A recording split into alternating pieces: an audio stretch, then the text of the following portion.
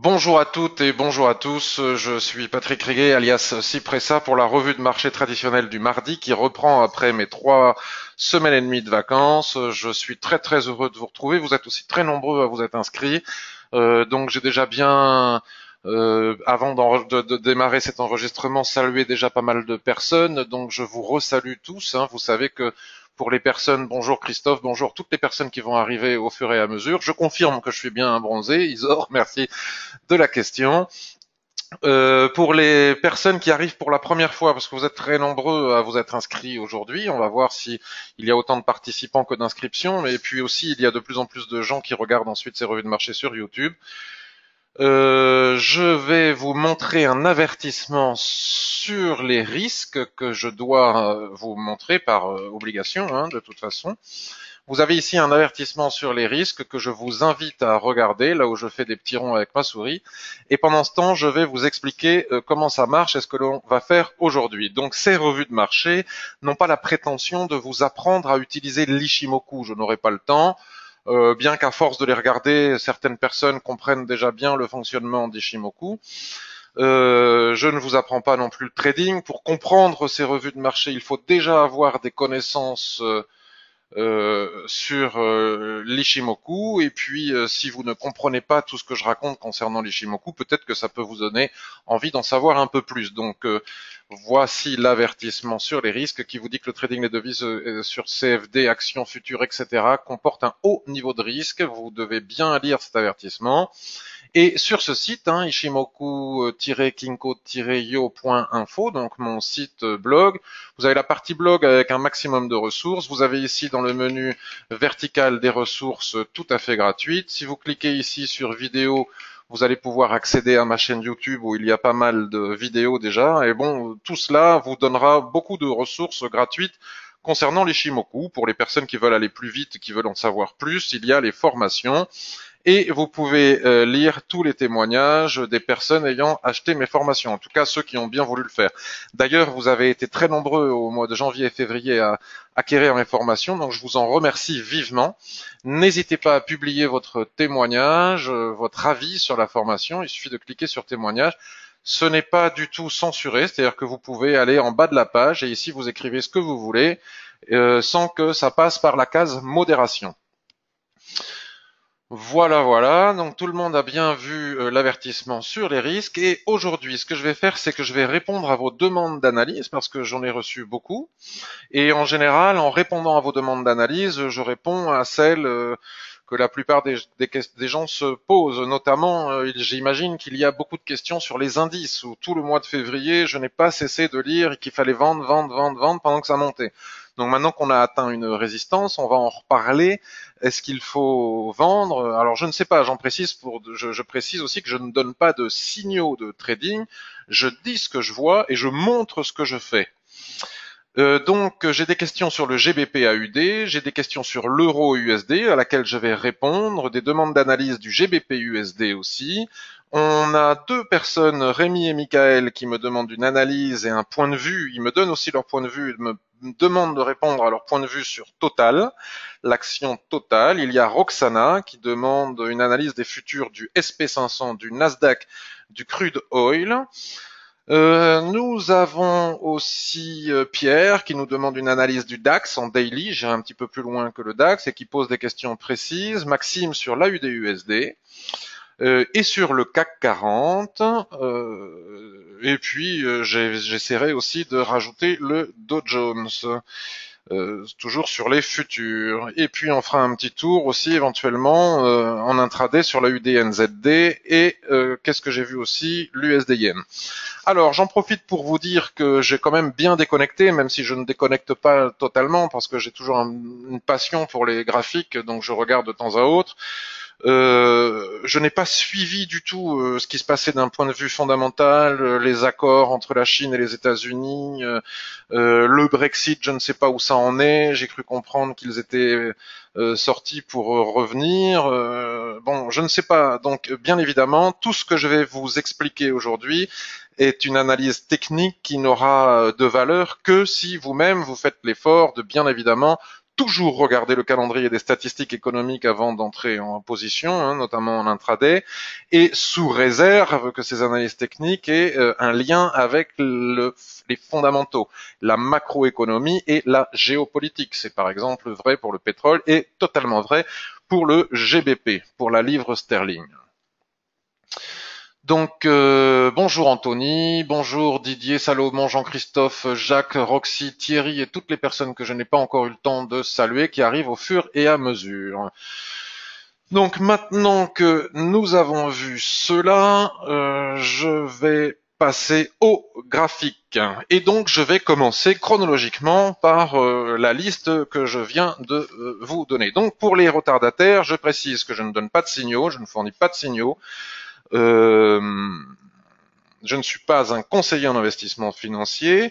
Je n'enseigne pas à travers ces revues de marché l'Ishimoku. Vous devez soit le connaître, soit apprendre à le découvrir. Et puis, si vous êtes arrivé en retard, vous pouvez voir comment en regardant ensuite sur YouTube le début de cet enregistrement.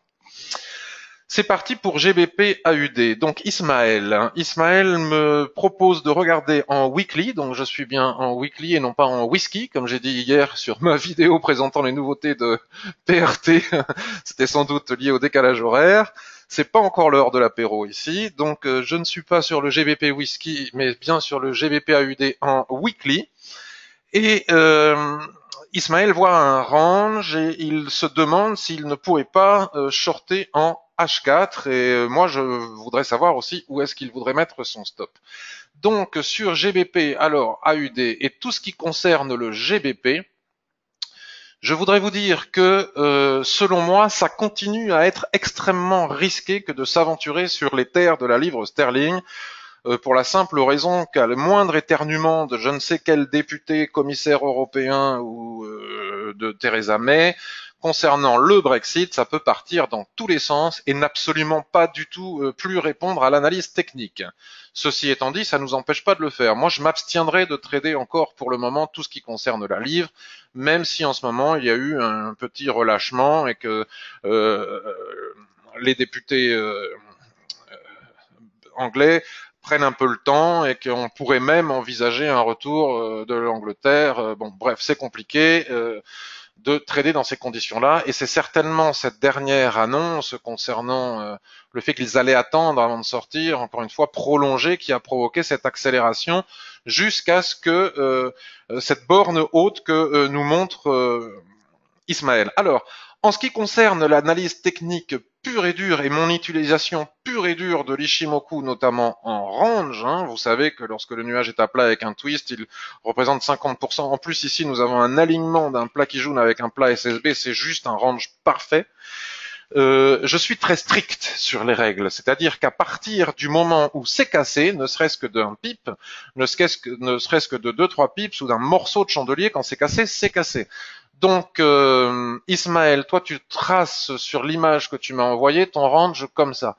Alors, c'est sûr qu'on peut le faire, mais si on tient compte uniquement des prix de clôture, ce que je recommande pour pouvoir utiliser ensuite la force des chandeliers japonais, en particulier les ressauts et les soulèvements. Ici, nous avons une mèche haute, c'est-à-dire un soulèvement, et nous voyons que lorsque en clôture après le soulèvement, le chandelier clôture à l'intérieur du range, quand on a pris les niveaux de clôture pour tracer nos niveaux, ça marche beaucoup mieux que si on trace les mèches, d'accord? Sinon, à ce moment-là, on ne peut plus utiliser la force des chandeliers japonais. C'est pour ça que je dis que lorsque c'est cassé, et ici, c'est cassé. Donc, à partir du moment où c'est cassé, je n'applique plus du tout cette méthode consistant à vendre la borne haute d'un range ou acheter la borne basse, puisque c'est cassé. Donc, quand c'est cassé, je m'attends plutôt à ce qu'il y ait un signal d'achat. Bien qu'ici, je ne sois pas aveugle pour autant, et que je suis capable de voir que nous sommes en total surachat étant donné l'éloignement des prix par rapport à la Tenkan-sen. Donc un retracement même à l'intérieur du range est possible, mais on ne peut plus parler de trading range. Donc si on bascule en H4, comme tu me le proposes Ismaël, on s'aperçoit que cette cassure que nous avons ici est soutenue maintenant par la Kijun-sen. Donc nous ne pouvons pas, il est très difficile de mesurer quel va être le niveau de retracement après une cassure de range. Ça pourrait être sur une borne d'une ligne de tendance que l'on pourrait tracer ici, hein, si l'on suit ma souris, mais ça peut aussi tout simplement être la Kijun-sen.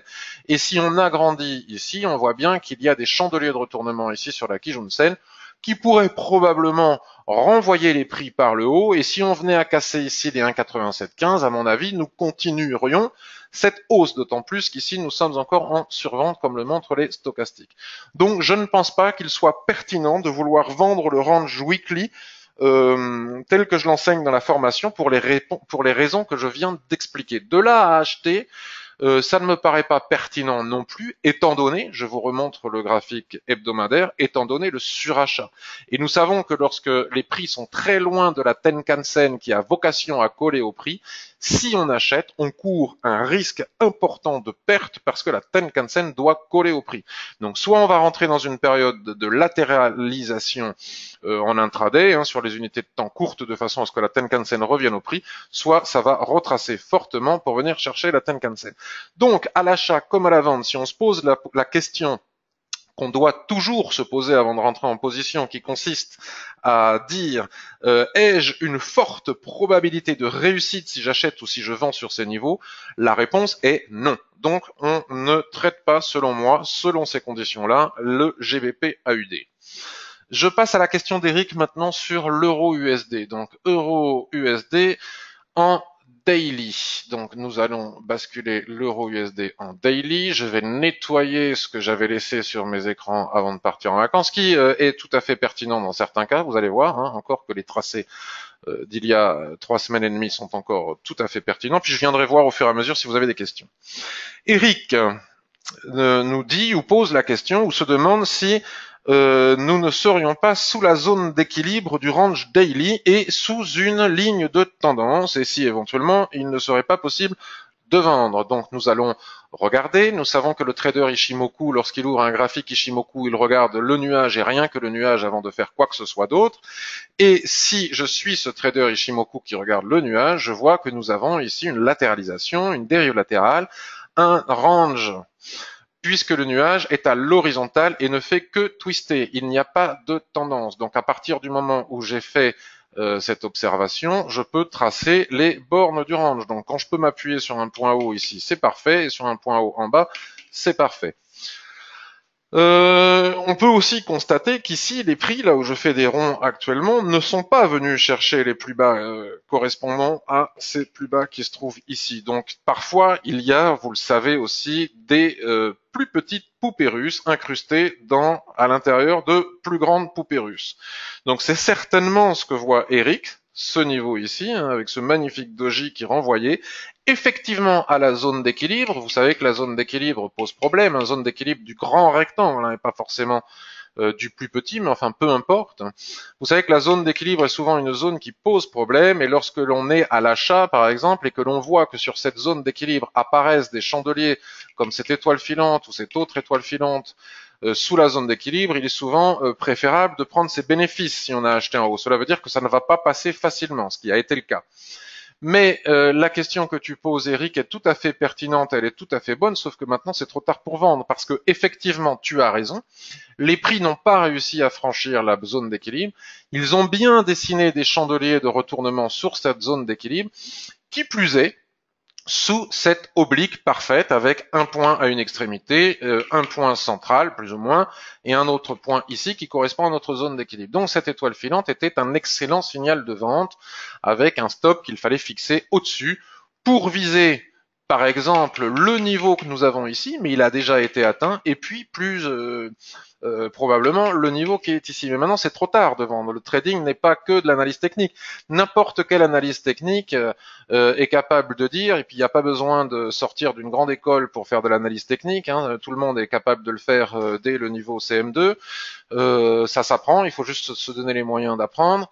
L'analyse technique, l'analyste peut dire, ah bah oui, ben, probablement que nous allons arriver ici et que c'est déjà fait, puis ici, puis éventuellement ici, ça tout le monde peut le dire. Mais le trader, lui, il doit entrer en position, il doit avoir un timing timing d'entrée en position parfait, et bien que l'on puisse établir la probabilité que les prix vont certainement venir sur ce niveau, probablement, pardon, venir sur ce niveau, nous n'avons pas ici et maintenant le timing permettant d'entrer en position. Le timing, c'était ces chandeliers qui sont ici. Maintenant, c'est trop tard. Nous sommes en survente, les prix s'éloignent de la Tenkan-sen, comme je l'ai dit précédemment, nous ne pouvons plus entrer en position. Alors, ceci dit, est-ce qu'il n'est pas possible de faire quelque chose, puisque quand on ne peut pas faire quelque chose en swing trading, parfois il est possible de le faire en intraday. Donc là, nous avons un plat Tenkan qui correspond à ces niveaux de support que nous avons ici, vous voyez, les niveaux de support qui sont ici, il va falloir même se méfier de ce niveau de support.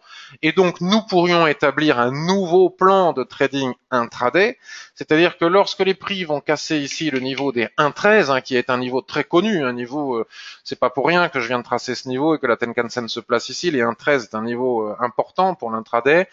Une fois les 1,13 cassés, après repli, il va être possible de venir chercher les 1,1262, puis les 1,1237, puis peut-être les 1,1220.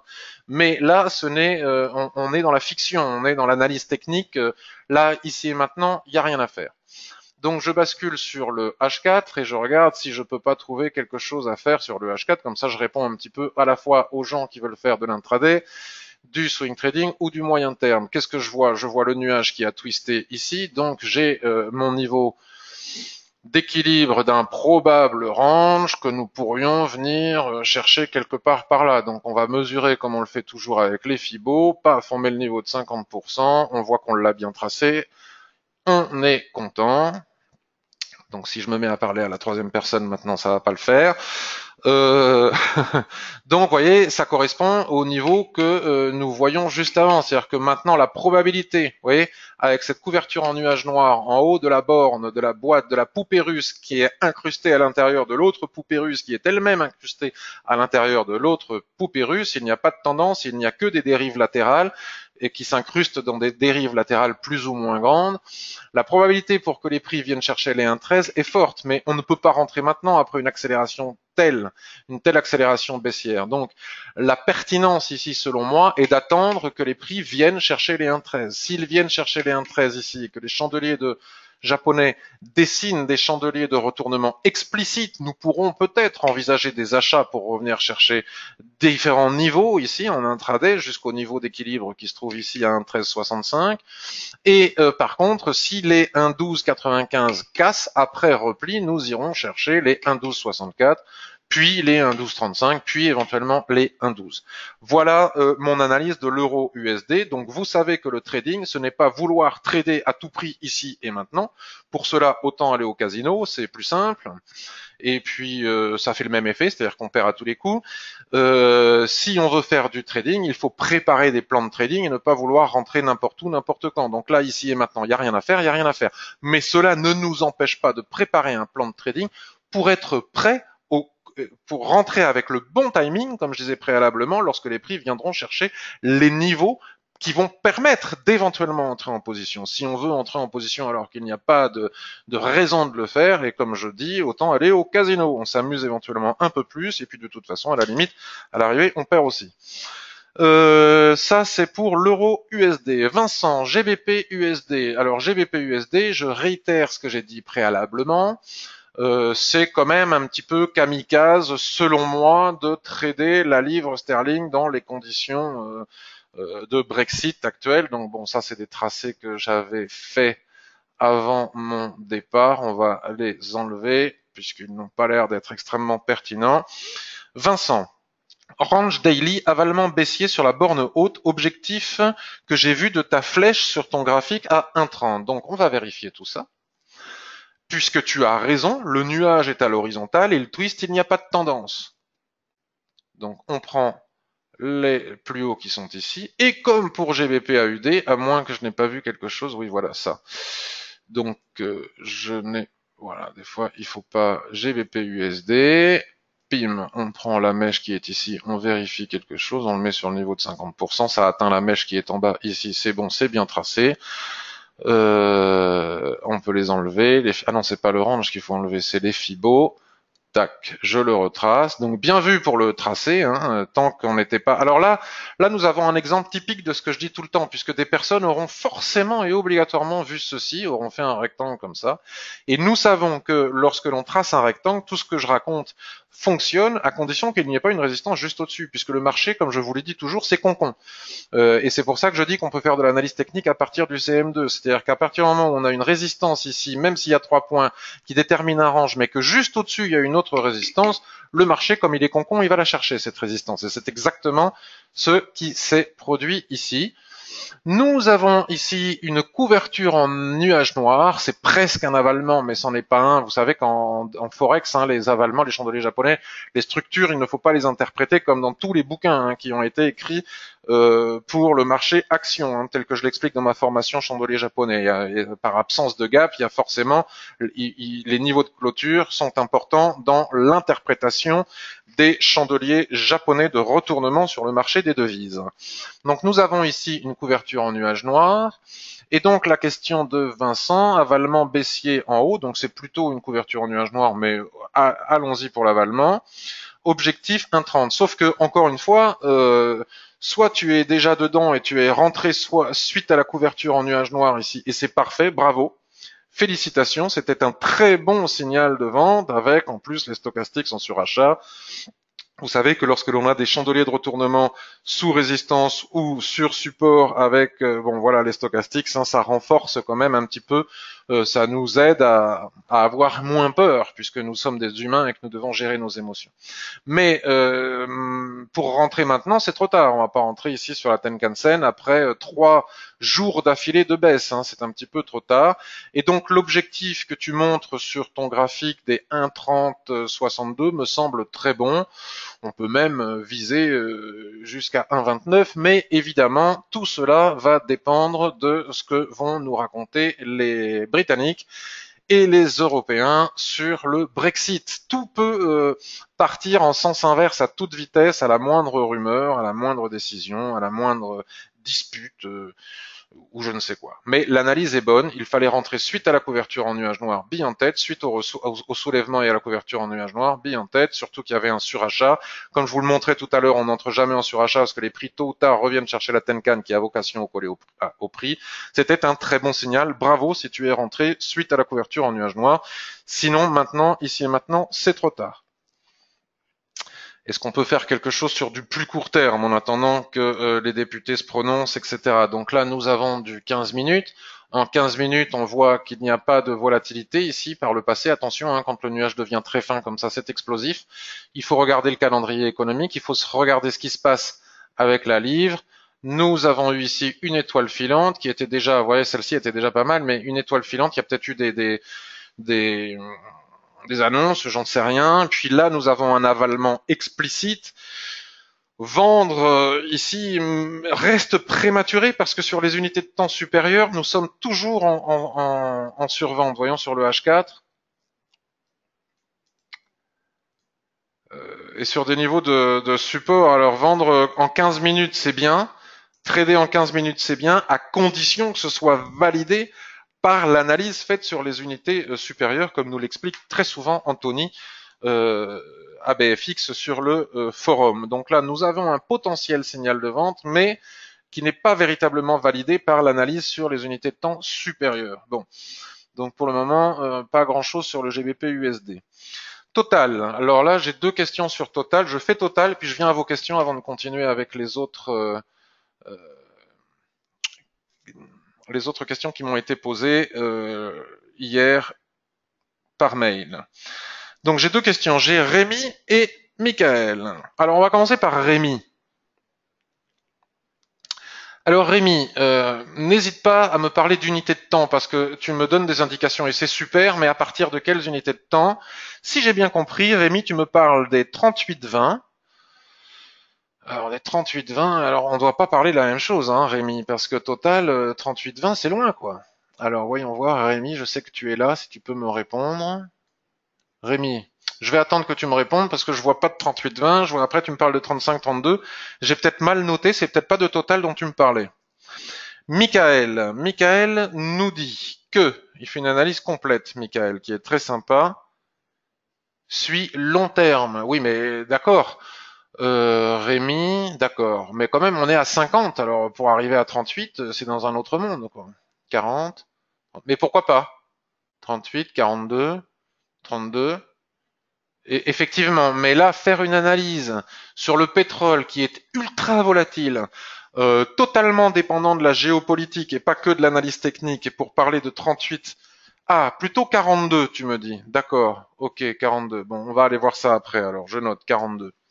Parce que 32, je me disais, ok, 42. Alors, je fais l'analyse de Michael, et puis du coup, ça va peut-être répondre à tes questions aussi, Rémi, et j'y reviendrai si jamais ça n'y répond pas. Donc en mensuel, Michael nous dit pardon, que c'est haussier et qu'il y a eu une correction sur la Kijun-sen. Bon, mais ça c'est une analyse parfaite, hein, parfaite. Vous voyez, contrairement aux analyses qu'on a fait précédemment, ici le trader Ishimoku regarde le nuage, il voit que le nuage est orienté, il n'y a pas l'ombre d'un twist. Nous sommes bien dans une tendance haussière et non pas en dérive latérale. Voilà. On est haussier, il y a la possibilité de tracer plusieurs droites de tendance, une plus courte, comme ça, de plus court terme. Effectivement, les prix sont venus taper cette droite de tendance, ils ont repris la Kijun et ils repartent à la hausse. On est haussier, on est d'accord. Et selon Michael, la reprise ici de la Kijun-sen avec ce chandelier était une belle entrée. Encore une fois, on parle de timing et non plus d'analyse technique, mais il n'est pas rentré, il a raté cette entrée, tant pis. Donc maintenant, Michael cherche à savoir où est-ce qu'il pourrait revenir à l'achat puisqu'il considère que cette action est haussière. Donc il nous dit que en weekly, donc on va basculer maintenant sur le graphique hebdomadaire. Elle est très bien construite ton analyse, Michael. Weekly, il y aurait un range suite à un twist. Donc effectivement, nous voyons ici un twist, il y aurait un range avec les bornes entre 42. Donc là, on revient, Rémi, ça tombe exactement sur ce que tu disais. Donc ton analyse est très bonne aussi si tu me parles de 42, avec une borne basse au niveau des 42,20. Alors on va chercher 42,20, 42,10, c'est à peu près pareil pour aller chercher une borne haute au niveau des 55,38. Donc moi je la mets là, on va voir à quoi ça correspond. 55,50. Bon. Après tout dépend si l'analyse a été faite sur CFD ou sur le futur. Est-ce que c'est bien tracé ce range, mesdames et messieurs, que nous propose Michael? Ça m'a l'air pas mal. Quand on n'a pas beaucoup de points bas, c'est pas évident à relier. Ouais, c'est bien. Allez, on va prendre. On prend. De toute façon, là, pour le moment, mince. On est au milieu de nulle part, donc on verra bien quand on ira chercher les bornes. Après, il y a aussi un niveau de résistance ici, on ne peut pas le négliger. Alors, je continue l'analyse de Michael. Donc voilà, ça c'est pour les bornes du range weekly. Et en daily, nous dit Michael, et c'est là où on va pas être d'accord, à mon avis. En daily, donc je bascule en daily. Excusez-moi, beaucoup de parce que je lis en même temps et je réfléchis en même temps. Il y a aussi un twist, nous dit Michael, il a tout à fait raison. Et donc ici, il voit que la borne haute du range daily correspondra à la Kijun weekly. Alors on va essayer de tracer le range daily. Voilà comment je le trace. Et la borne haute qui passe ici à 51,36. Vous avez vu sur ma vidéo sur PRT, ça c'est génial. À partir de la version 11, ce que l'on trace sur le daily va apparaître, si on le souhaite, il suffira de cocher sur les unités de temps supérieures, ce qui n'est pas encore le cas et ce qui est un petit peu embêtant parce qu'on est obligé de faire un exercice de mémoire. Donc ici c'est 51,36. 51,36 passerait par la Kijun hebdomadaire, selon Michael.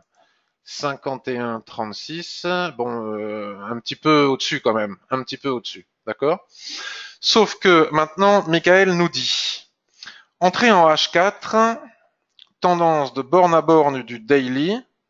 Alors le plan serait d'attendre la cassure du range daily et après un throwback viser les 56. Oui, sauf que en weekly, et c'est là où nous pourrions avoir une différence. Nous sommes dans la phase baissière du range et non pas dans la phase haussière de ce range. Donc, puisque Les prix dans un range ont vocation à partir d'une borne pour aller à la borne opposée. Donc ici, si ils partent de la borne ici située à 55,40 pour venir chercher la borne de Rémi, l'objectif de Rémi est très bon, donc du coup, sur les 42 pour éventuellement à long terme envisager un achat. S'ils viennent chercher ici les 42, ça serait la logique, viendrait qu'ils viennent chercher ici les 42. Donc ici, nous avons cassure de la zone d'équilibre, repli sur la Kijun ici, et nous ne savons pas si ce repli ici est un repli pour repartir sainement, puisqu'après une telle survente, il est normal, la Kijun Sen ici à plat correspond à 50% de niveau de Fibonacci. Donc si on casse ces niveaux, moi je dirais qu'au-dessus des 52,72, à ce moment-là, tu pourras éventuellement envisager de nouveaux achats pour partir chercher les 55. Mais tant qu'on ne casse pas les 52,62, on est encore en forte probabilité de phase baissière allant du haut du range vers le bas du range, même si ici il y a un rebond sur une poupée russe, une borne de range de poupée russe sur les unités de temps inférieures. Donc moi j'attendrai, je me précipiterai pas à l'achat étant donné que la phase est baissière. Après le pétrole, moi c'est pas mon truc. Je suis pas bon pour trader le pétrole. Je l'analyse techniquement, mais après il suffit que qui que ce soit aboie en Arabie Saoudite ou ailleurs pour que ça parte aussi dans tous les sens. Donc selon toi, la cassure des 52, cette tendance est magnifique là en H4. Cette tendance est vraiment magnifique. Elle correspond à ce que je montre dans la formation. Tous les replis sur la Kijun Sen sont excellents, sauf qu'à un moment donné, comme tu le vois très bien, et c'est aussi très bon. Donc c'est possible. C'est compliqué, mais c'est possible parce qu'il y a une contradiction sur les unités de temps. Quand il y a une contradiction sur les unités de temps, il faut se méfier. Mais effectivement, la cassure des 51,50 après Trobac, sur la Kijun par exemple, nous pourrions éventuellement envisager que la tendance puisse continuer comme ça. On va la tracer, cette tendance, elle est d'une beauté. Elle est vraiment très très belle. Donc cassure, on attend que ça casse, on attend que les prix reviennent chercher la Kijun Sen toujours dans le sens de la tendance au-dessus des 51,36 et à ce moment-là, pourquoi pas viser les 55. Effectivement, pourquoi pas. Mais s'il y a rejet sous cette borne haute ici, il y a possibilité aussi de vendre pour revenir chercher la borne ici des ranges intermédiaires. Et pour Rémi, effectivement, à long terme, lorsqu'on viendra chercher les 42, si on va chercher les 42, avec un beau et gros chandelier de retournement sur cette zone, en weekly ou en daily, ce sera très probablement un magnifique signal d'achat. Donc vous voyez, il y a plusieurs manières d'envisager l'action, mais vos deux analyses sont bonnes. Je regarde si vous avez quelques questions et je continue avec les indices. BOE, donc Banque centrale, nous dit Evelyne, d'Angleterre, à 16h30. Donc pour ceux qui analysent les paires en livres sterling, il ne faut rien faire avant une annonce de Banque centrale, bien évidemment. Alors, Maxime, est-ce que tu pourrais donner ton avis sur le Brexit? Je viens de le donner. Et les brokers londoniens. Je n'ai pas d'avis sur les brokers londoniens. Je ne sais pas du tout ce qui va se passer. Je ne sais pas s'il faut approvisionner son compte comme tu le demandes sur un broker situé à Londres. Franchement, j'y ai beaucoup pensé. Alors, vous savez qu'il y a le fameux passeport européen. Un broker régulé en Angleterre, via le passeport européen, obtient une autorisation de fonctionner en France ou ailleurs. Et maintenant, avec le Brexit, si Brexit il y a, parce que il pourrait ne pas y avoir, qu'est-ce que vont devenir ces sociétés? Est-ce qu'elles vont déménager leurs sièges sociaux? Est-ce qu'il faut aller chez un broker londonien? C'est une excellente question et je n'ai aucune réponse à ce sujet, ni même de connaissances suffisantes pour y répondre. Raphaël nous dit qu'il éviterait l'Irlande et la Grande-Bretagne pour le moment. Je suis tout à fait d'accord. Bonjour Brigitte. Evelyne, donc la BO, on vient d'en parler. Merci.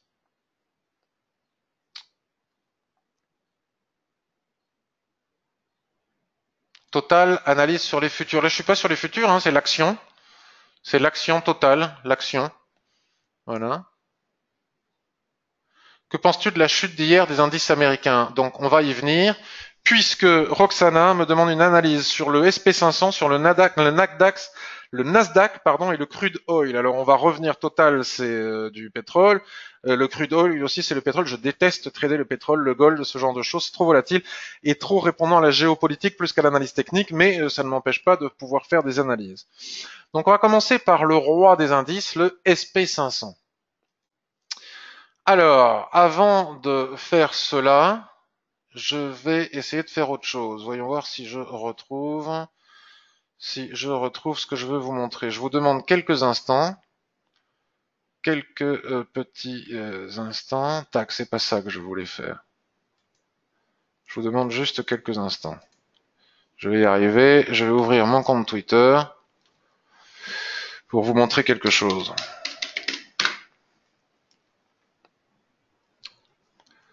Twitter. Alors, un instant. Patrick.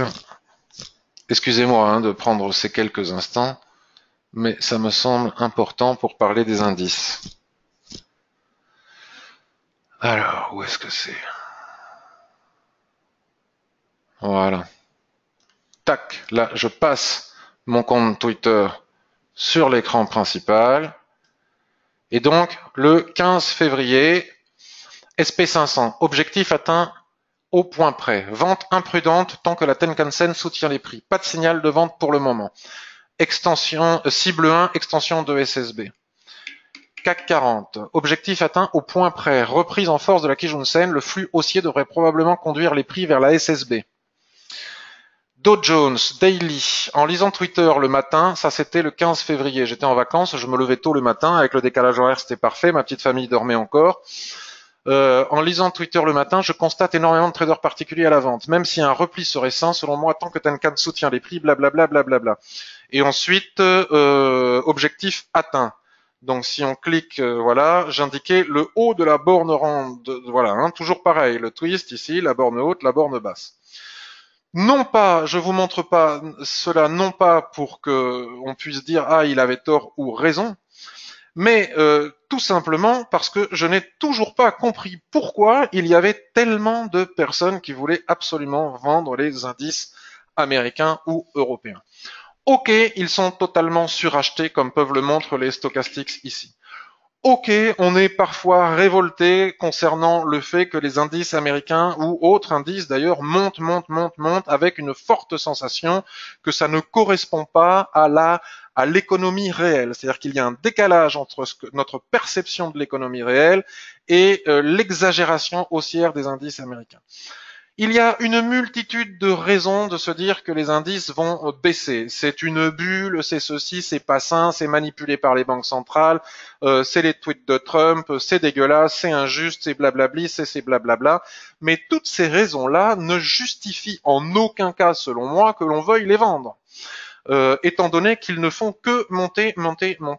Pourquoi voulez-vous vendre quelque chose qui ne fait que monter? Et en l'occurrence, lorsqu'ils ont des niveaux techniques explicites.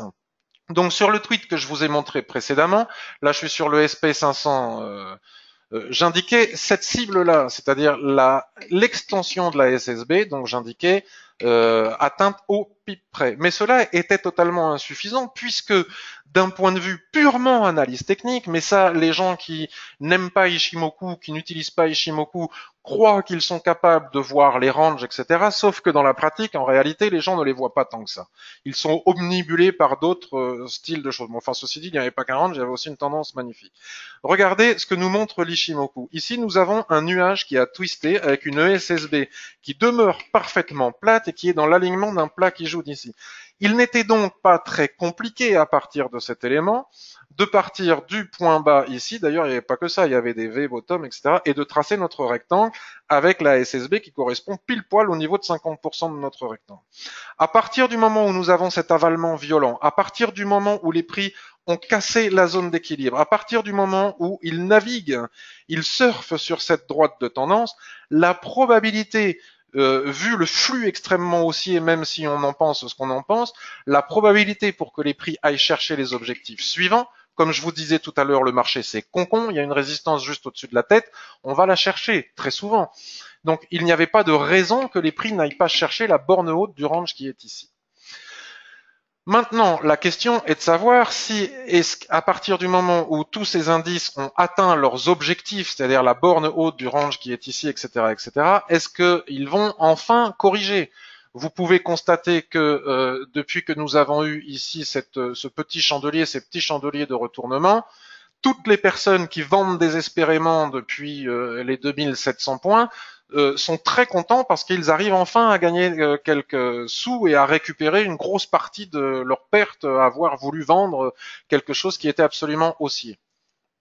Et maintenant, sur Twitter et les réseaux sociaux, une grande partie de ces gens-là nous expliquent que ça y est, c'est la justice, enfin cette saloperie qui ne fait que monter. Vous allez voir ce que vous allez voir. Mais moi, en réalité, j'en sais rien. En réalité, je continue de constater que, ok, nous avons ici une couverture en nuage noir après un doji ici sous la borne haute de ce range. Les prix continuent à être soutenus par la Tenkan-sen, et vous le savez, la Tenkan-sen est le premier niveau de support, même si c'est un support faible, le premier niveau de support de l'Ishimoku. Et donc, si j'agrandis ici, vous voyez que les prix, ils ont fait une mèche sous notre ligne de tendance ici et sous la Tenkan-sen, mais ils ne la cassent toujours pas. Donc, malgré la couverture en nuage noir ici, il n'y a pas eu de ressaut, et vous savez qu'un range, il est préférable de le vendre lorsqu'il y a un ressaut, et que suite à ce ressaut, il y a un joli chandelier de retournement sous la borne haute du range. Pour le moment, cette configuration n'a pas eu lieu. Donc, à long terme, en swing trading, même si c'est suracheté, même si blablabla, blablabla, blablabla, et qu'il y a des centaines de bonnes raisons de vouloir que ça baisse et des raisons totalement justifiées. C'est vrai que c'est du grand n'importe quoi, mais malgré ce grand n'importe quoi, il n'y a selon moi toujours pas de signal de vente explicite à long terme. Donc les gens qui ont vendu à la clôture de ce chandelier sont déjà en train de reperdre. Donc attention à ce qu'on essaye de vous raconter sur les réseaux sociaux comme quoi ce serait enfin vendeur. C'est-à-dire que les gens qui n'arrêtent pas de vendre depuis je sais combien, ils ont très envie d'avoir raison. Et ils ont très envie de partager qu'ils ont eu raison parce qu'ils n'aiment pas avoir eu tort publiquement sur les réseaux sociaux et avoir vendu alors qu'il n'y avait pas de signal de vente. Il y a aussi des analystes très connus qui depuis 10 ans short qui peut. C'est-à-dire que dès que ça monte un peu, ils veulent tout vendre et ils nous annoncent le crack, qui arrivera peut-être un jour. Mais moi, j'ai pas de boule de cristal, je n'en sais rien. Ici, nous avons le support de l'extension de SSB, nous avons le support de la Tenkan-sen qui casse pas, nous avons le support de la ligne de tendance qui ne casse toujours pas, nous n'avons toujours pas eu de ressaut. C'est compliqué de vendre, même si ce serait sain qu'il y ait enfin une correction. Donc je dirais que sous les 2767, sous cette extension de SSB, sous la Tenkan-sen, sous la ligne de tendance, à ce moment-là, après repli, il y aura très probablement un objectif de reprise de la Kijun-sen ici, mais pas avant. Pour finir, après, je vais aller plus concrètement sur les autres indices. Il faut savoir aussi que lorsqu'il y a eu une telle poussée haussière, même quand c'est... D'ailleurs, regardez ici le V-bottom, vous savez que même en chartisme, donc parce que quand on ne lise pas l'Ishimoku, qu'on ne sache pas voir un range, qu'on ne voit pas qu'il y a des résistances que le marché concon va aller chercher, mais au moins si on est chartiste, on peut voir ici ce V-bottom, et on sait très bien qu'un V-bottom, il y a une ligne de coup, et qu'au-dessus de la ligne de coup, une fois qu'elle est cassée, ça continue à monter. Donc il n'y a aucune raison d'avoir vendu ces indices.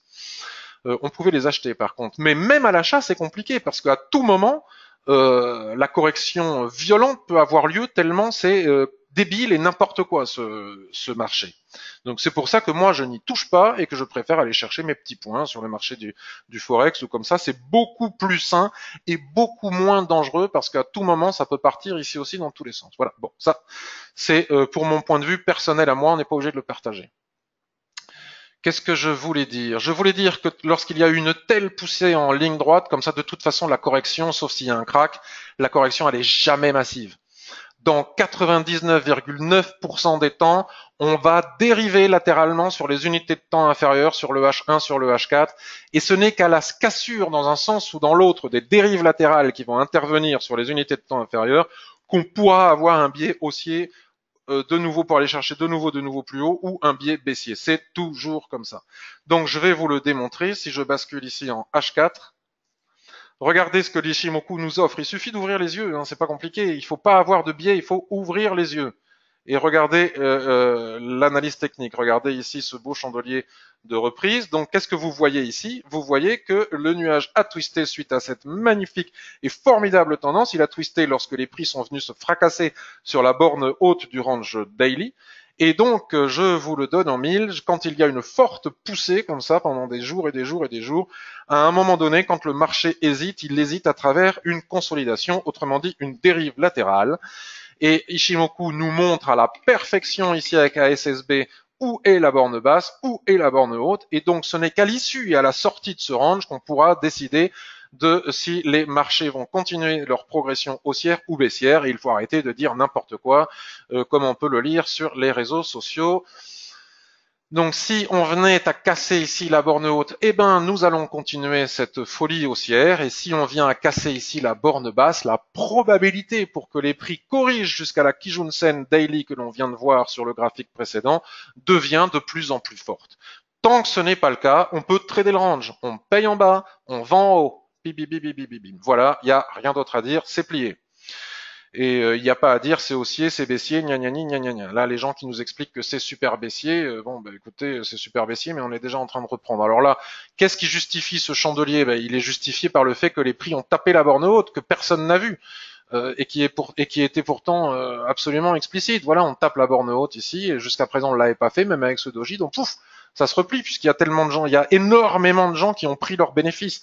Donc ça s'explique par une prise de bénéfices massive de la part des haussiers, plus que par quoi que ce soit d'autre. Voilà. Mais techniquement, c'est à l'issue de ce range qu'on en saura davantage. Donc à partir du moment où on a dit ça sur les SP500, on peut dire la même chose sur à peu près tout les indiques. Alors Nasdaq, alors ça je regarde jamais le Nasdaq. On va prendre le mini Nasdaq futur. Et donc là en 4 heures, on a quelque chose de similaire, ça y ressemble un peu, mais enfin ça reste complètement haussier. Donc ce qui est vrai sur le SP500 en général, c'est vrai sur tous les autres indices. Hein. Même si on m'a expliqué pendant des années que le DAX et le CAC n'étaient pas corrélés aux indices américains, moi je dis que je rigole. Voilà. Donc là, c'est un petit peu plus facile. Le Nasdaq, en hebdomadaire, regardez encore une fois, Ishimoku nous montre ici une dérive latérale, un twist. Donc on a rebondi sur la borne basse, on a cassé la zone d'équilibre. On va probablement, ici nous avons une zone de résistance, hein, il suffit de regarder, hein, c'est pas très compliqué. Nous avons une zone de résistance, donc les prix hésitent au niveau de cette zone de résistance, en plus ils sont surachetés. Donc nous pourrions avoir un pullback ici, un throwback, mais ce n'est qu'à la cassure de cette pointe de SSA ici, 7345, qu'on pourrait éventuellement envisager de venir chercher le haut. Mais vendre reste encore une fois prématuré. D'ailleurs, on ne vend jamais ce genre d'accélération. Puis là, la tendance, regardez en H4, la tendance demeure haussière, hein, sous des résistances majeures, donc compliqué de vendre. Là, de toute façon, il n'y a pas de timing pour faire quoi que ce soit parce qu'on est au milieu de nulle part. Donc, il faut attendre de taper les zones clés, comme je viens de le montrer avec le SP500. Je vais aller voir le DAX et le CAC. Donc le DAX 40, hein, je précise que c'est les futurs, hein, donc c'est pas exactement la même cotation que sur les CFD. Donc hebdomadaire, le CAC, je viendrai voir vos questions après. Qu'est-ce qu'il nous dit le DAX hebdomadaire? On va enlever cette droite de tendance. Il nous dit que c'est baissier puisque le nuage est totalement incliné vers le bas, mais puisque le SP500 ne fait que monter, malgré la tendance baissière de fond ici sur le DAX, comme je vous le disais, si le SP500 ne fait que monter, alors le DAX suit et il monte aussi. Nous n'avons pas une corrélation en pourcentage, mais nous avons une corrélation du momentum. Alors ici en weekly, c'est pas facile à analyser, notre ami le DAX. La probabilité pour qu'il vienne chercher la droite de tendance ici existe, hein, surtout si le SP500 casse la borne haute daily que l'on vient de voir, surtout que j'ai pas analysé weekly, et en weekly il y a encore de la marge à la hausse pour le SP500, puisqu'il n'a pas atteint sa borne haute de son range weekly. Encore une fois, une boîte dans la boîte. C'est totalement suracheté, hein, c'est l'exagération dont on parlait tout à l'heure. Les prix sont trop loin de la Tenkan-sen, donc continuer à acheter maintenant est totalement périlleux. De là à vendre ce qui n'est pas vendable. Là, nous avons un support. Donc on n'apprend pas là, on a une résistance, on n'apprend pas grand chose sur l'hebdomadaire. De toute façon, personne ne trade dans l'hebdomadaire, donc on va basculer sur daily. Et daily, j'ai tracé un range. Alors attention au fameux marché concon dont on parle. Regardez ici cette résistance. Donc malgré la borne ici que nous avons et qui a été atteinte, hein, la probabilité pour qu'on vienne chercher ces résistances juste au-dessus demeure très forte. Donc exactement pour le SP500, le SP500 s'est pris une petite gamelle hier parce qu'il a tapé sa borne haute de range ici et les gens ont pris des bénéfices, hein, puisqu'il y a des gens qui ont gagné beaucoup d'argent à l'achat. Ils la voient cette résistance. Tout le monde. Si moi je la vois, qui suis un kidam, pourquoi est-ce que les gros ne la verraient pas cette résistance? Et donc suite à cette résistance, qui a peut-être été en plus amplifiée par des rumeurs, des annonces, des aboiements de Trump ou je ne sais quoi, nous avons ici un avalement baissier, mais c'est compliqué puisque juste au-dessus de cette borne haute de range, nous avons d'autres résistances. Donc cet avalement baissier était vendable a priori, mais vendre ce qui ne veut pas baisser est compliqué. Et tel que pour le SP500, tant que la Tenkan-sen n'est pas franchie, moi je vous dis attention avec les ventes.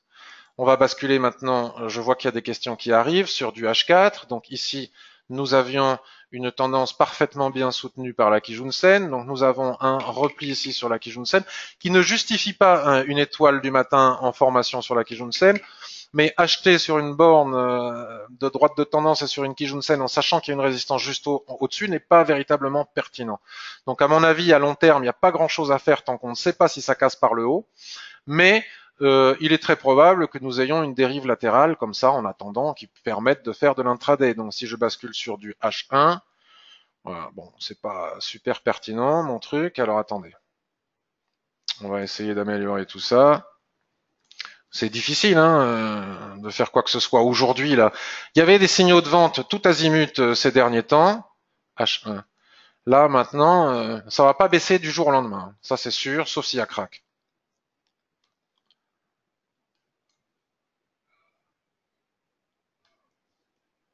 Voilà, un truc comme ça. Donc là, regardez, bon là, on reprend. Il va falloir voir ce qui se passe ici. Si ça casse ici en haut, la probabilité pour que le marché aille chercher les niveaux de résistance que j'ai tracés sur les unités de temps supérieures est forte. Maintenant, si ça casse ici à la fois la zone de tendance et à la fois la SSB qui est ici, nous aurions un premier objectif à 11 476, un deuxième objectif à 11 422 et un troisième objectif à 11 400. Et ce n'est qu'à l'issue, à la sortie soit des 11 400, soit des 11 650, qu'à long terme, sur les graphiques de long terme, on peut voir s'il y a reprise haussière ou s'il y a enfin correction, comme l'attendent les gens qui veulent absolument vendre. Le CAC 40, le CAC 40 pour finir sur les indices. Donc c'est qui? C'est Maxime? Non, c'est Pierre. Alors je sais plus qui c'est. Qui me demande une analyse. C'est Maxime du CAC 40, H4, H1, M15. Donc H4, H1, M15. Donc H4. On va. Alors le CAC 40 aussi, hein, il a atteint tous ses objectifs haussiers qui étaient évidents. Ça ne veut pas dire que c'était facile à acheter. Hein. Regardez, là c'est magnifique. Ça, c'est vraiment de la beauté Ishimoku. On va. Est-ce que peut-être certains diront que ça bizote? Alors bon, effectivement, ça bizote.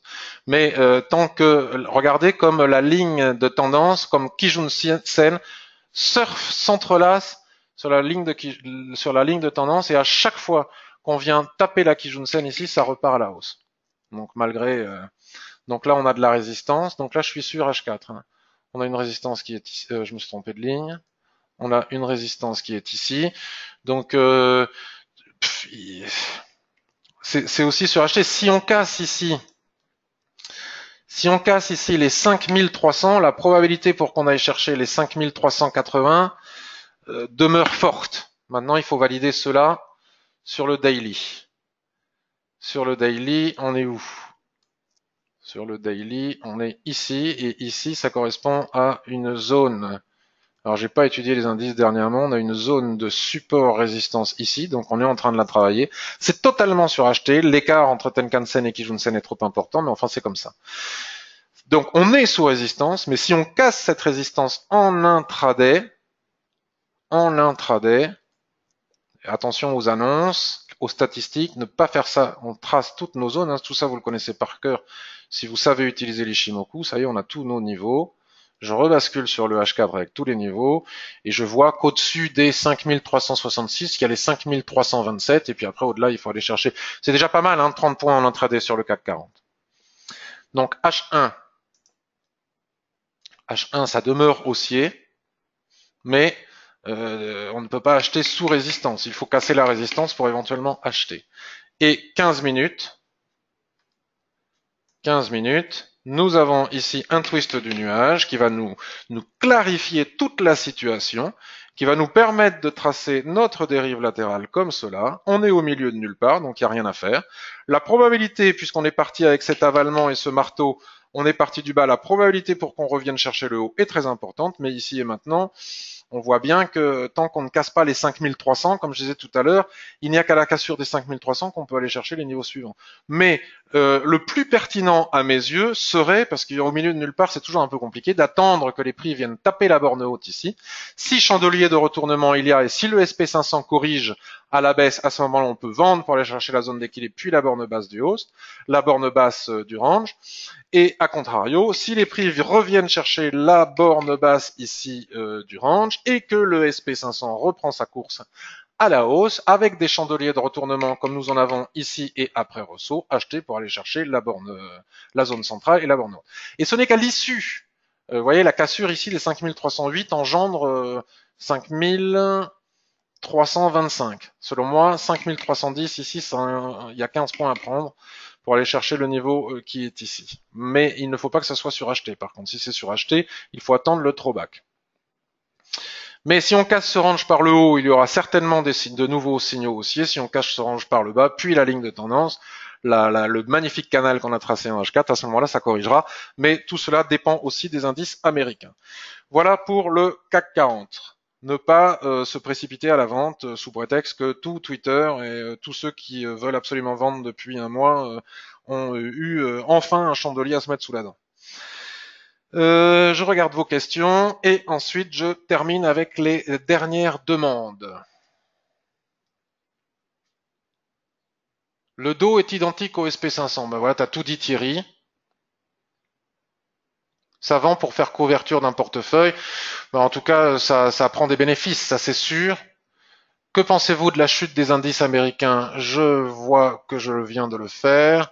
Peux-tu nous parler de la psychologie qui est le plus important dans le trading ou nous consacrer un webinaire là-dessus? Ben, j'ai écrit un papier, un article dessus. Rémi, les accords Chine-USA seront peut-être signés le 27 mars, mais seront-ils respectés? Voilà, bon, la géopolitique. Alors, alors Rémi, attends. C'est loin d'être sûr et c'est d'ailleurs déjà mis en doute par certaines personnalités. Et l'étoile du soir en hebdo sur le Dow Jones la semaine dernière, qu'en fait-on? Alors, le Dow Jones, étoile du soir en hebdo.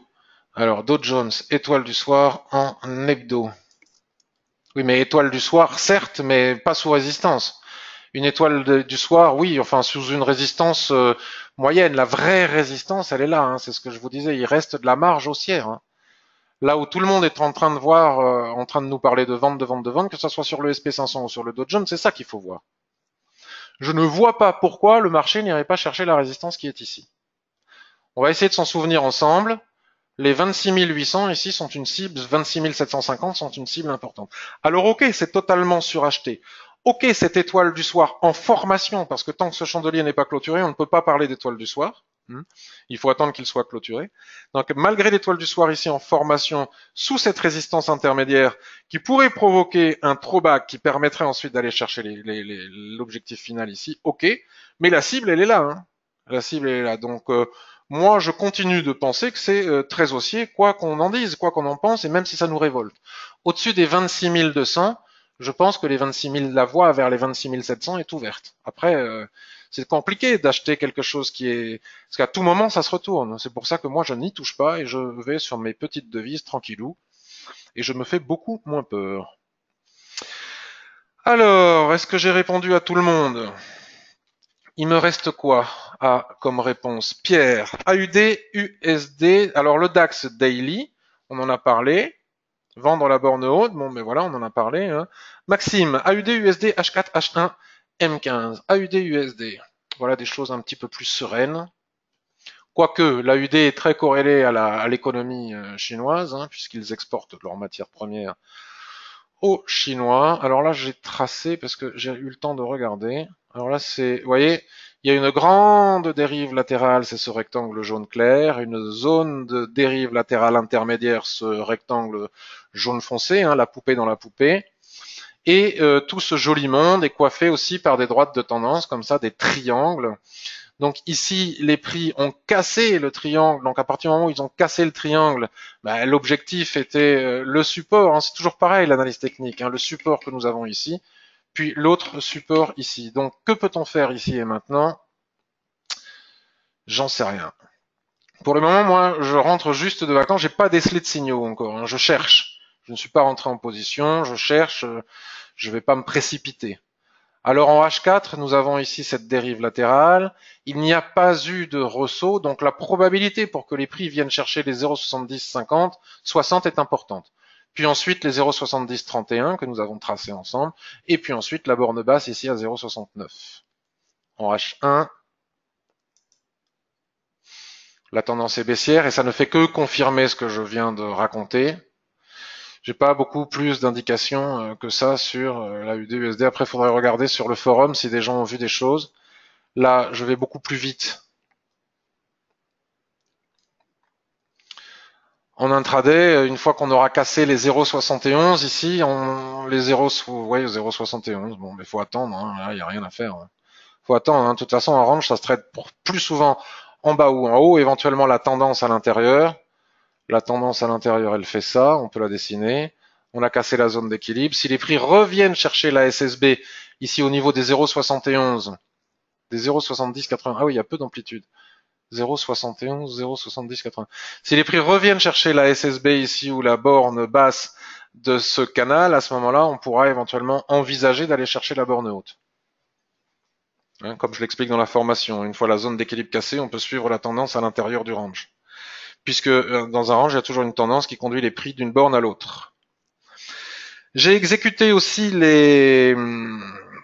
mes pro-screeners tout à l'heure et j'ai vu une possibilité sur une paire que je n'aime pas trader, AUD NZD, mais je sais que certains l'aiment bien. Donc je vais la regarder, je trouve qu'elle fait trop de mèches à mon goût. Et en H1, il m'a détecté ici un. Alors non, ça doit être. Oui, voilà. En H1, il m'a détecté ce twist naissant ici. Paf. Et ça c'est pas mal, puisque nous avons ici un doji sous la borne basse, un mini soulèvement qui est peut-être insuffisant, qui aurait pu permettre éventuellement de vendre avec un stop au-dessus des 1,0430 pour aller chercher la zone d'équilibre à 1,04 à condition qu'on ait le ratio de 2,1, voire la borne basse. Cela, avec les stochastiques en surachat, cela a validé sur les unités de temps supérieures. Mais voilà quelque chose qui m'apparaît comme une possibilité en intraday. Étant donné que là, les prix vont vouloir aller chercher probablement ce support, on peut tracer une ligne de tendance qui n'est pas super jolie ici, mais sous la Kijun-sen, ça passe pas. Donc, bon, à voir s'il n'y a pas quelque chose à faire en intraday sur AUD, USD, NZD selon cette configuration. USD Yen. USD Yen, vous savez que c'est super SD Yen parce que quand je suis parti en vacances, j'ai tracé devant vous toutes les extensions de SSB du graphique mensuel où je vous explique depuis très longtemps maintenant qu'elles sont parfaitement bien respectées dans les unités de temps inférieures et je constate que pendant toute mon absence, pendant 3 semaines et demie, c'est exactement ce qui s'est passé. Les prix tapent une borne, ils vont chercher la suivante, ils tapent une extension de SSB, ils font un range, vous voyez, c'est facile à trader. L'USD Yen, regardez, ils font un range. Le range casse par le haut. L'USD Yen offre très rarement de throwback ou de pullback. Pim, ils vont chercher l'extension de SSB suivante. Donc, selon moi, je ne donne pas de signaux. Ce n'est que ma vision du marché. Je pourrais être intéressé pour trader à nouveau toutes ces extensions de SSB du graphique mensuel sur l'USD Yen. Selon moi, il y a des possibilités ici. Donc, par exemple, à plus court terme, parce que moins il y a d'espace, plus il faut aller chercher le timing sur les unités de temps courtes. Donc à très court terme, on retrouve le rectangle qui a été tracé, que j'ai tracé tout à l'heure. Et on voit bien ici que la cassure des 112 engendre une possibilité sur 112,30. Vous savez que les pips importent peu.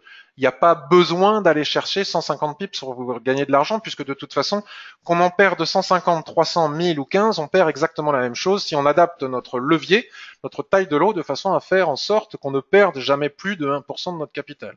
Donc qu'on gagne 30 pips ou qu'on en gagne 300, de toute façon, à l'arrivée, on gagnera que 2% de notre capital. Et il est souvent plus facile de trader ce genre de configuration que de chercher le coup du siècle en vendant systématiquement les indices, comme certaines personnes le font depuis un moment. J'ai fait le tour de la question. Voyons voir s'il y a d'autres questions. Alors, Grégoire, la USD-CHF, ça fait 1h05 qu'on est ensemble. Je vous propose de m'envoyer vos demandes d'analyse la veille, s'il vous plaît. Comme ça, je peux répondre à tout le monde. Evelyne, sur MT4, qui est un peu obsolète, ces possibilités sur les tracés d'objets existent depuis très longtemps. Tout à fait. Roxy, merci beaucoup Patrick. Il y avait également le futur crude oil en swing dans mon mail. S'il vous reste du temps, je vais le faire. Tu as raison, Roxy. Moi, il ne m'a rien sorti le screener. Ah ben, il est pas gentil. Merci pour ton analyse, Patrick. C'est avec plaisir, Rémi. Donc le crude oil. Alors le problème, c'est que je ne sais pas si c'est le bon. Tu vas me dire, crude oil, parce qu'il y en a plusieurs. Je te propose le mini crude oil. Tu vas me dire si c'est celui-là que tu voudrais. Roxy. Ça me fait super plaisir de vous retrouver. Un vrai plaisir. C'est très bien. Alors, le mini crude oil sur les futurs. Donc, j'avais tracé à une époque ce rectangle, c'est-à-dire qu'on m'avait déjà demandé une analyse. Donc là, c'est normal que le nuage ait remonté suite à la cassure de ce rectangle. Et vous voyez ce que je vous disais tout à l'heure, quand c'est cassé, c'est cassé. Alors, on va ajuster quand même, parce que quand c'est cassé, c'est cassé. Ici, nous avions un mini soulèvement, et puis finalement, les prix sont cassés par le haut. Ici, voyons voir ce que l'on peut faire. Je suis en journalier. Il est clair qu'après la cassure à laquelle nous avons assisté ici en journalier, il y a eu une hésitation. Maintenant, selon moi, ça s'oriente plutôt vers des signaux haussiers suite à cette cassure. Suite à la cassure d'un range important comme ça, on rentre souvent dans une autre dérive latérale que l'on pourrait tracer comme ça.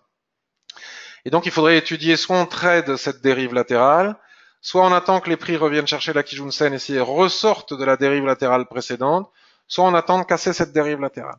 Maintenant, la question est de savoir si on peut valider ces éventuels signaux haussiers, cette cassure, sur les unités de temps supérieures. Donc, pour ce faire, je bascule sur le graphique hebdomadaire. Sur le graphique hebdomadaire, je vois ceci. Donc là, ce doji ici est plutôt haussier. Maintenant, les prix sont quand même assez éloignés de la Tenkan-sen. Ils ont bien poussé. Une correction ne serait pas impossible suite à cet avalement ici qui correspond aussi à une forte zone de résistance. Encore un truc qui n'est pas simple. Voilà, nous avons ici une résistance des prix que l'on peut parfaitement bien voir.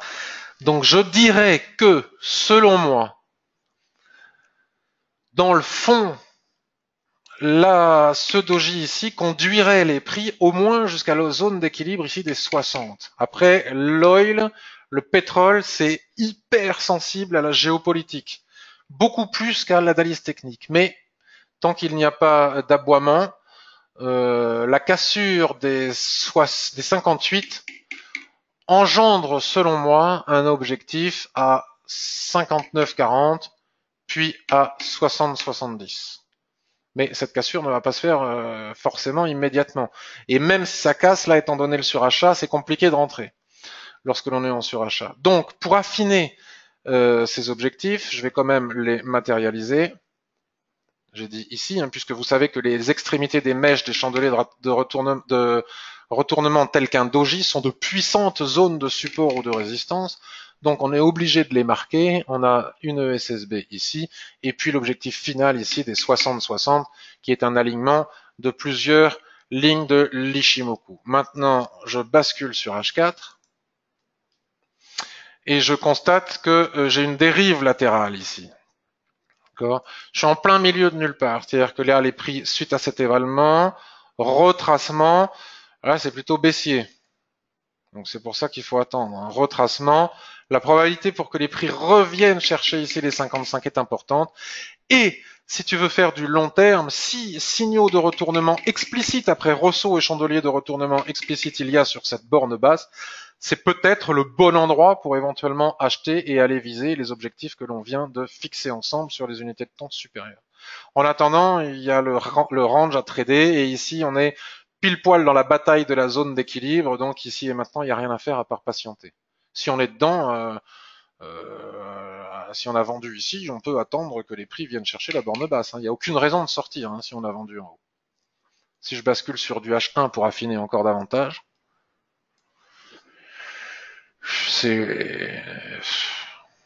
on revoit à peu près les mêmes choses. Voilà. La sortie du triangle ici par le bas ramène à la borne au 55,77 ici. Puis la sortie du canal ici ramène les prix vers les 55, qui sera peut-être une bonne zone pour acheter et pour aller chercher les objectifs que l'on vient de voir ensemble. Une autre manière de faire, puisque lorsque l'on achète en bas ici, la probabilité pour que ça se retourne en haut du range ici est forte. Une autre manière de faire, paisible, tranquille, basée sur un plan de trading que l'on a la patience d'attendre pour que le scénario se réalise, c'est d'attendre la cassure des 58, attendre un throwback sur les lignes de l'Ishimoku ou sur les lignes chartistes, et à ce moment-là, aller chercher les 59 et les 60. C'est une autre manière d'envisager. Mesdames et messieurs, j'espère que ce retour de la revue de marché vous a convenu, vous a intéressé. Je suis pas encore très affûté, il faut que je reprenne mes marques. Mais en tout cas, moi, ça m'a fait très plaisir de commencer à les reprendre avec vous. Je vous remercie beaucoup de votre assiduité, de votre accueil, de votre gentillesse. Et je vous dis à bientôt sur le forum en priorité. C'est le forum à qui je joue. Là, au bout d'une heure et quelques, je dis des bêtises. Je vais accorder toute ma priorité au forum, aux réponses sur le forum, à vous répondre sur le forum, et plus accessoirement sur Twitter et sur Facebook. Et je vais aussi publier la vidéo de cette revue de marché sur YouTube. Et si vous êtes abonné à ma chaîne YouTube, si vous pouvez mettre des petits pouces sur le haut, eh bien, ça fait toujours plaisir, et des petits commentaires, ça aide à référencer mon travail et mes vidéos sur YouTube. Merci Angel, merci Ismaël, Eric, Jean, Salomon, Evelyne. C'était très bien pour une reprise, c'est gentil Evelyne, vraiment merci beaucoup. C'est un bel encouragement. Merci Eric. N'hésite pas Grégoire à poser ta question USD-CHF sur le forum, je te répondrai directement sur le forum. Je vous souhaite une excellente semaine, une excellente journée. Et attention à ne pas vous précipiter et ne pas trop vous laisser influencer par les permabires des indices sur les réseaux sociaux. Bye bye.